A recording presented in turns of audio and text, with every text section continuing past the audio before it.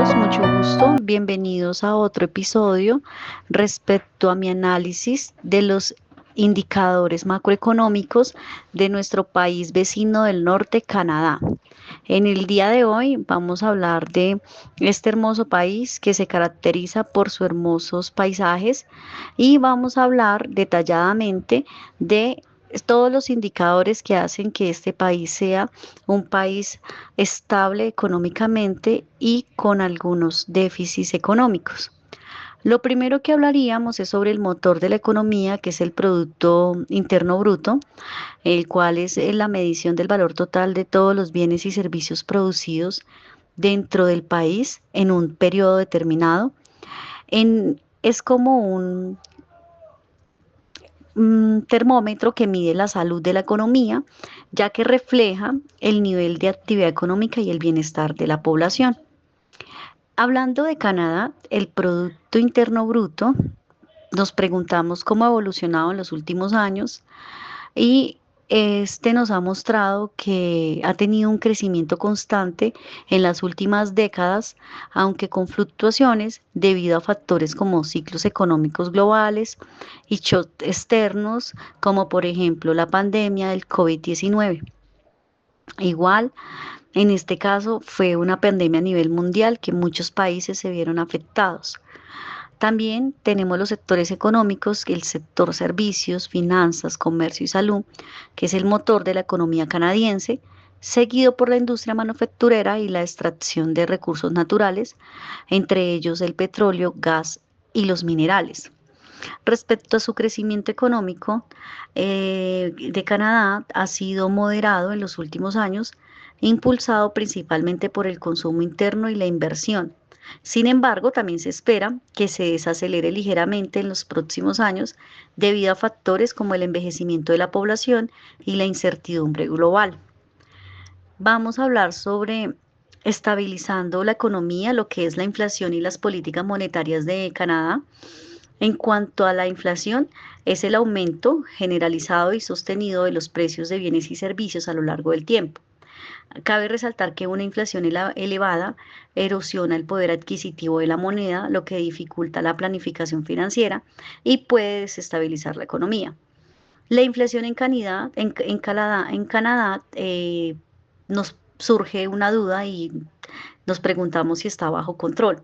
En general, la inflación en Canadá se ha mantenido relativamente baja en los últimos años. Esto es gracias a las políticas monetarias prudentes del Banco de Canadá. Sin embargo, al igual que en otros países, ha experimentado un repunte temporal debido a factores como la disrupción de las cadenas de suministros y la mayor demanda.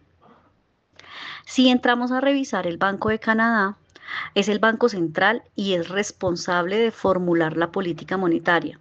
Su principal objetivo es mantener la inflación dentro de un rango objetivo, generalmente del 1% al 3%. Y para poder lograr este objetivo, utiliza herramientas como la tasa de interés de referencia. Políticas de control de precios. En cuanto a estas políticas, Canadá tiene un sistema económico de mercado, por lo que las intervenciones directas del gobierno y los precios son limitadas. Sin embargo, el gobierno puede implementar políticas fiscales y monetarias para influir en los precios de manera indirecta. Si hablamos de la tasa de desempleo, en Canadá ha fluctuado en los últimos años, pero se ha mantenido relativamente baja en comparación con otros países desarrollados. La calidad del empleo en Canadá es generalmente alta, con un alto nivel de protección laboral, salarios competitivos. Sin embargo, existen desigualdades en el mercado laboral como diferencias salariales significativas entre diferentes grupos de trabajadores. Respecto a las políticas laborales, el gobierno canadiense tiene un marco legal sólido que protege los derechos de los trabajadores, incluyendo el derecho a sindicalizarse y a negociar colectivamente. Entonces, cabe resaltar que esta información se puede ampliar directamente en la página central del Banco Central de Canadá y espero que esta información les sea de mucha ayuda. Sin embargo, también es importante entrar a revisar más allá de lo que son las exportaciones e importaciones. Hay algo que son la balanza de pagos. Los principales socios comerciales para Canadá son Estados Unidos, por mucho el principal socio comercial de Canadá y está representando una gran parte de las exportaciones e importaciones. También existen otros socios que incluyen México, que también ayudan para el comercio gracias al Tratado de Libre Comercio de América del Norte. En cuanto a las exportaciones e importaciones, tenemos lo que es la principal de Canadá, que incluye productos energéticos, lo que es el petróleo y el gas, productos forestales, los vehículos automotores y partes, lo que es productos agrícolas y minerales. Las principales importaciones son la maquinaria y equipos, productos químicos, vehículos y productos de consumo. En cuanto a la balanza de pagos, Canadá generalmente tiene un déficit en cuenta corriente, lo que significa que importa más bienes y servicios de los que exporta. Sin embargo, este déficit suele ser financiado por un superávit en cuenta capital y financiera, debido a la intervención extranjera directa en el país. Si hablamos de la deuda pública de Canadá ha aumentado en los últimos años debido a los factores como el envejecimiento de la población y la pandemia del COVID-19 y sin embargo la deuda canadiense se considera manejable en comparación con otros países desarrollados. El déficit fiscal, en cuanto al gobierno canadiense, ha registrado el déficit fiscal en los últimos años, especialmente durante la pandemia. Sin embargo, se espera que estos déficits se reduzcan gradualmente a medida que la economía se recupere. Si hablamos de los impuestos de Canadá, el sistema tributario canadiense se basa en un impuesto sobre la renta progresivo, que son impuestos al consumo, como el impuesto sobre bienes y servicios, y los impuestos a las empresas. El sector financiero y la inversión. La salud del sistema financiero canadiense es considerado uno de los más sólidos del mundo. Los bancos canadienses son bien capitalizados y están sujetos a una regulación estricta. El acceso al crédito en Canadá es generalmente bueno, con una amplia gama de opciones de financiamiento disponibles para consumidores y empresas. Y la inversión extranjera directa, lo que pasa es que en Canadá es un destino atractivo para la inversión extranjera directa, especialmente en los sectores de energía, minería, manufactura y tecnología. En cuanto a la desigualdad e inclusión social, en la distribución del ingreso, Canadá es un país desarrollado con un alto nivel de vida. Existe una desigualdad en la distribución de los ingresos.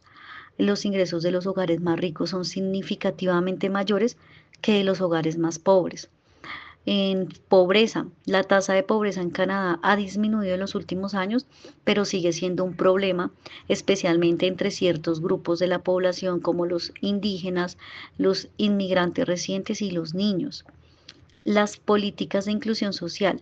El gobierno canadiense implementa una variedad de programas sociales para reducir la pobreza y la desigualdad, como beneficios por desempleo, asistencia social y créditos fiscales para bajos ingresos. Ya entrando en la innovación y la competitividad, la capacidad de innovación de Canadá, pues es un país bastante innovador, con una fuerte presencia en sectores como la tecnología, la biotecnología y las energías renovables.